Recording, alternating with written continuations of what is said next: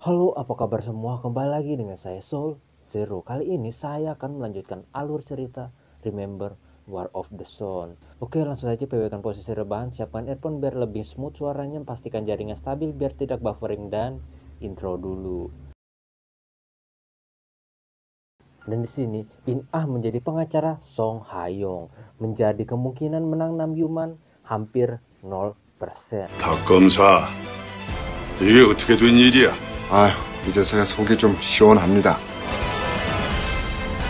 Esok paginya, berita Namgyuman udah menjadi bahan gosip di kantor Ilholive. Tapi ada orang tidak beruntung bergosip tepat di depan Namgyuman. Alhasil,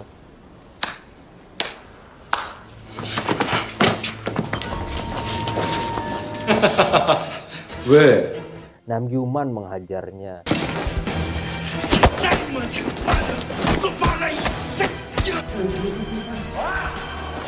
Di sisi lain, tim Jinwoo membutuhkan saksi untuk menghabisi Namgyuman.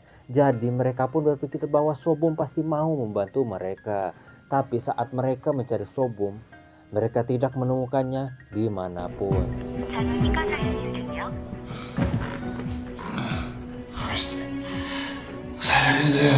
Sementara itu di kantor Ilholive, Nam Ilho udah menurunkan Namgyuman dari direktur karena kasusnya.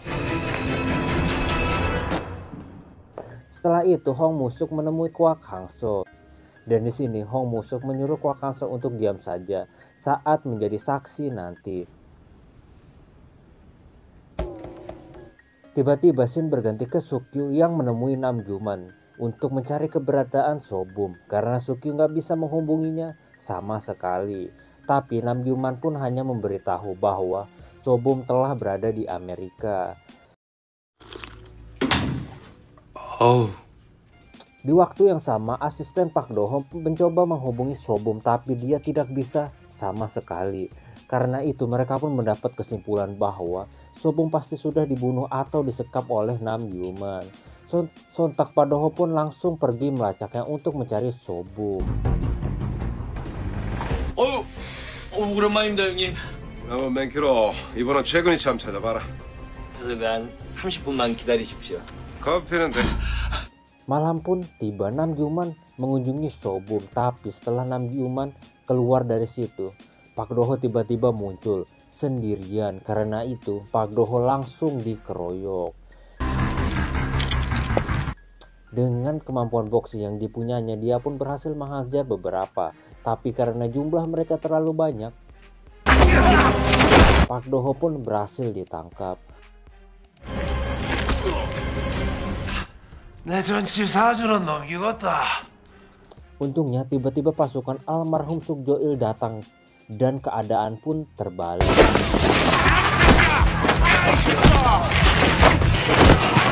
야, 똑같은 깡패 새끼지.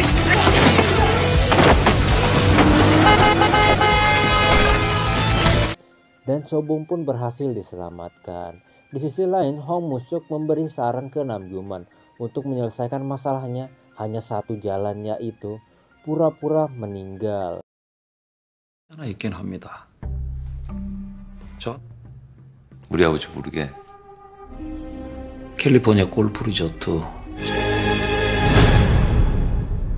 Di sisi lain, Jinwoo bertemu dengan Sobom dan di sini Jinwoo memintanya untuk menjadi saksi. Tapi Sobom tidak berani melakukannya apabila Namgyuman masih hidup. 했지만 저는 무섭습니다. 두렵습니다. Keesokan harinya pun tiba dan dimulailah sidang ulang ayah Jinwoo dan Oh Jung-ah. Saksi pertama adalah Kwak Hangso. Karena Kwak Hangso telah bertobat, dia pun berkata semuanya dengan jujur. Dan Kwak Hangso bersaksi bahwa sidik jari di pembuka botol alat pembunuhan Oh Jung-ah adalah palsu. Setelah hakim bertanya mana buktinya kalau itu palsu, Jinwoo pun memberikan bukti aslinya yang bahkan ada sidik jari Namgyuman. 결과 죽은 오정아 양의 Tapi jaksanya Namgyuman masih ngeyel. Tiba-tiba Sobom muncul dan ternyata dia ingin menjadi saksi.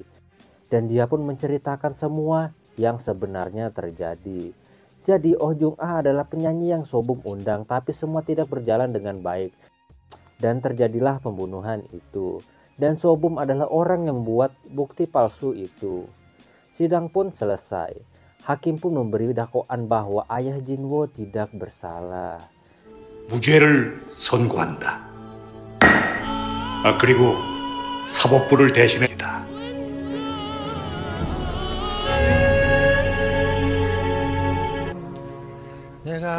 잘 있었지? 가슴 속에는 네가 영원히 남아있었다. 한숨이었고 하면서 힘든 하루를. Esoknya pun tiba. Nam Yugyung menyelinap ke kamar Nam Yuman untuk melihat apakah benar dia ingin pura-pura meninggal. Dan ternyata Nam Yuman udah membuat paspor baru dengan nama yang berbeda.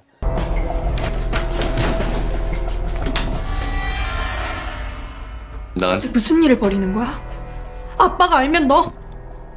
그래야 그 다음에 있는 거 아니야. 들어가기 싫다.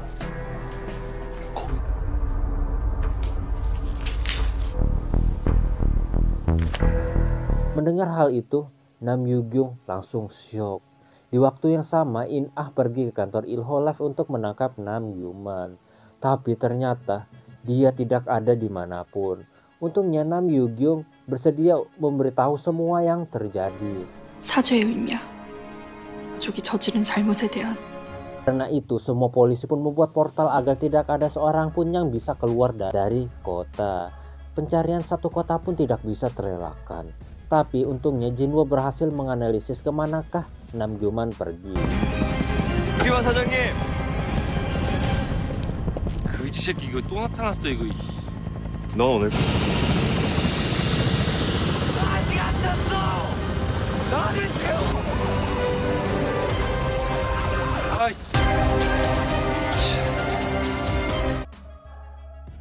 Setelah Nam Yuman di penjara, Nam Ilho dan Ho Musuk pun pergi ke penjara. Dan ternyata Nam Ilho masih mencoba menyuap semua hakim dan jaksa nanti di sidang ketiga. 재벌집 도련님 모양새가. Setelah Nam Ilho di rumah, ternyata Nam Yugyung tidak tahan dengan yang terjadi di rumahnya. Dan dia pun meninggal dari rumahnya. 하였으니까요. 오빠가 저렇게 된 건. 여경아. Sementara itu di penjara, Jinwo pergi menemui Bai Chuljo. Dan ternyata Jinwo meminta dia untuk bersaksi saat sidang ketiga nanti, agar Nam Yuman bisa dipenjara seumur hidup. Karena apabila Nam Yuman bebas, pasti Nam Yuman akan membunuhnya. Setelah itu Sobum menemui Nam Yuman, dan di sini Sobum pun menasehati Nam Yuman dan memberitahu bahwa dia kesepian karena Nam Yuman. 사람 인생 외롭게 만드는 거야. 니만 외로운 줄 아냐 이 새끼야. Esoknya pun tiba. Nam Yuman pergi ke sidang terakhir. 왜 마음껏 지금 새끼들이 진짜 죽으려고 이 자식들아. Jaksa Oh Jung-ah adalah Lee In-ah dan pengacara Nam Yuman adalah Hong Musyuk. Ternyata hakimnya udah disuap sampai membuat para juri marah-marah ke hakim. Tapi setelah sidang dijeda, ternyata si Jinwo menemui hakim itu. Dan Jinwo pun melihat berita hakim yang ditangkap akibat melakukan aksi suap. Dan membuat sidang berjalan lancar hingga akhir. 남규만이 특정 경제심을 인정하는 당시 서재혁 씨의 담당이다. 서촌여대 생사건에 yang membuat Nam Yuman tidak punya pembelaan lagi. Dan Nam Yuman pun berhasil dihukum mati.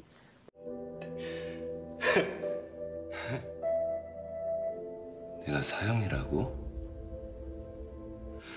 판결을 그따위로 해! 하세요. 경위. 내가 법이야! 내 말이고 뭐하냐 이 새끼야! 이 거짓 새끼들아! 왜 나한테 이런 거 무시할 것 같아! 나는 교만이가 사형받으면 그냥 속이 되게. 내 마음도 편치는 않다. Beberapa hari kemudian Jinwo pergi menemui Nam Yuman.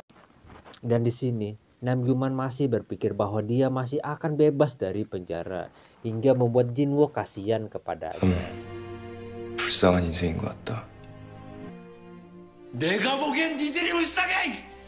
Setelah itu Jinwoo pergi ke Park Do-ho dan di sini Jinwoo meminta apabila Jinwoo kehilangan semua ingatannya, tolong ambil alih deputi milik Jinwoo dan pura-pura tidak mengenalnya saat bertemu nanti.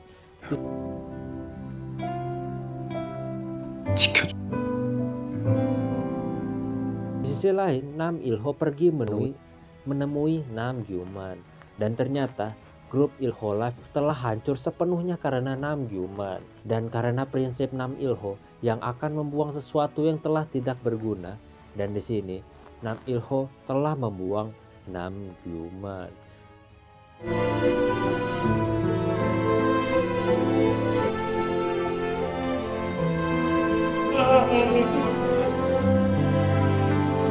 Besoknya pun tiba, ternyata Nam Il-ho ditangkap karena aksi perintah pembunuhan dan dana gelap.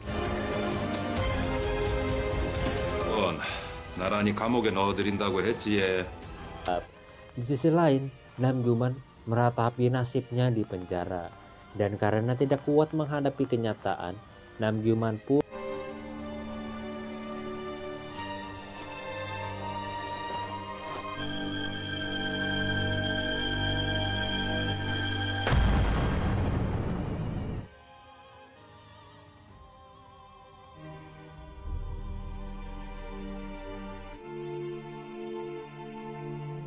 keesokan harinya berita kematian Nam Gyu-man udah viral di mana-mana. 회장 역시 거액의 비자금 조성과 탈세 혐의로 Waktu yang sama Nam Il-ho ditangkap karena buktinya sudah valid semua. 회장이 1심 성공 공판을 위해 오늘 오전 11시 그동안 정말 애썼어. Di sisi lain, Hong Musu juga ditangkap karena aksi suap Il-ho Life Group. 당신이 저지른 죄만 덮일 거라고 생각한 건 아니죠? 당신이 남이로 남규만보다 더 나빠. Di waktu yang sama, Jinwoo menemui keluarganya. 아빠, 엄마. Di sisi lain, Park Do-ho menemui keluarganya juga. Karena ingat permintaan Jinwoo untuk pura-pura tidak mengingatnya saat bertemu nanti, Park Do-ho pun ragu untuk menyapanya. Tapi dia tetap saja menyapa Jinwoo. Tapi ternyata Jinwoo udah lupa dengan Park Do-ho. 인원과 뭐입니까? 그 변호사님 맞으시죠? 여기서 몇 번 마주친 우리 아버지 길이 갔다가 여기서 몇 번 봤다 신우야. 저도 변호사거든요. 이거 원망하고 미워 그젠 후회도 하고. Malam pun tiba, Jinwoo membakar semua buku hariannya karena fakta bahwa Alzheimer-nya udah hampir stadium akhir. Paginya In-ah pergi ke kantornya Jinwoo dan ternyata Jinwoo meninggalkan video untuk teman-temannya. 아마 힘들어하지도 않았으면 좋겠다. 가슴으로 보여줬고 눈으로 증명해줘. 너만큼은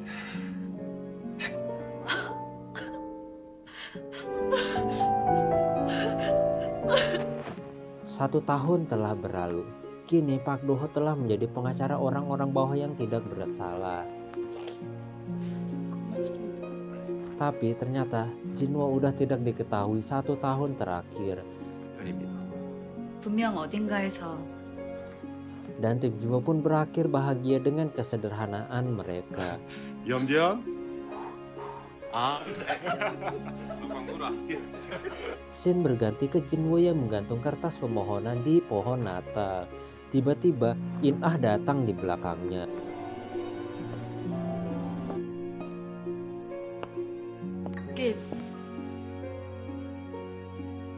Tapi Jinwoo udah tidak mengingatnya. 혹시 제가 기억력이 별로 좋지 않아서요. 제가 잘 아는 사람과 Tapi setelah In-ah membaca surat permintaan Jinwoo, membuatnya sedih dan langsung mengejar Jinwoo. 불러보면 그 아타 매일 부르죠. 이 목걸이 기억해요? 기억이 없습니다. Dan film pun tamat.